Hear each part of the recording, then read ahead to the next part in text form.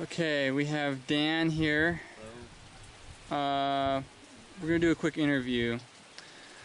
Dan, what were you doing today? Okay, we're here in Maelongtai village, which is a really big village. It's all behind us here. It's about 60 families.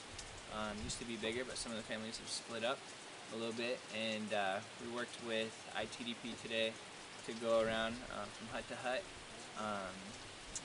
finding out like demographics and different information about them. ITDP was doing some mapping today of the villages, and then we actually worked with the locals, a pastor and other Christians, going hut to hut and filling out forms that tell us, asking basic questions that people are going to want to know about a family. How many kids, if any of them have died in the past, you know, how their yearly income, annual income, stuff like that. So.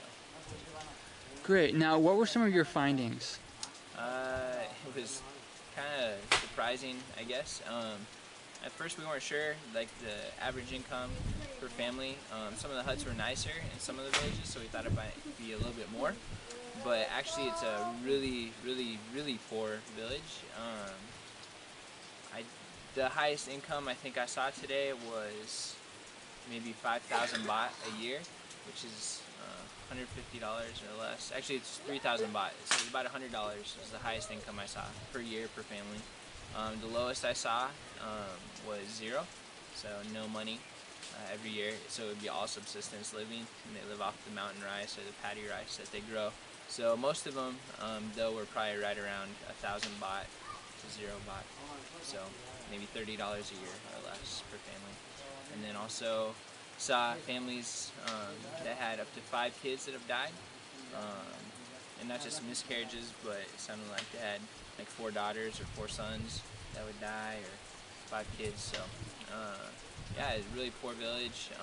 A lot of families had, you'd ask them what kind of animals they had. They had maybe no cows, no goats, but maybe 10 chickens, and that'd be it. Or maybe they had 2 pigs, and they made 0 baht a year, and you know, some of them were widows. It just depended. So really poor village. And, yeah, I mean, there's one kid we saw was sick in his hut. He had a fever, and he was just laying there in a musty, dirty hut, and they didn't have any medicine for him. They probably couldn't afford it, and there's no clinic out here, so they wouldn't have probably been able to get any anyways. So it's just things like that, just basic sanitation and all that they don't have, and yeah, it's sad. So I'm excited that ITDP is going to be working here.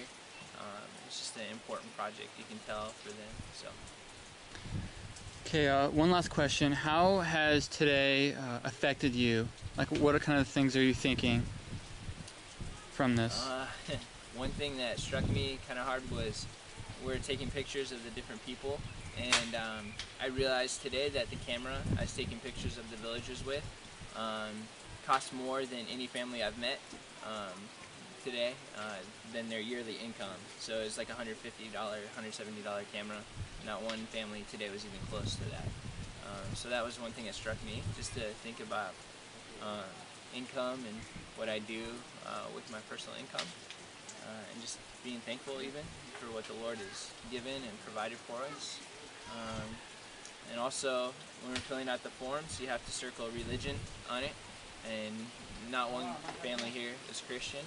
They're all Buddhists, so just the need for the gospel here. And you have poor people economically, but even more so, they're poor spiritually. So that definitely affected me a lot. And there's no one out here helping them, so just the need for missionaries to come out here and to help the people. So.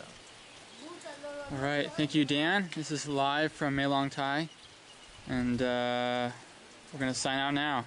Say goodbye.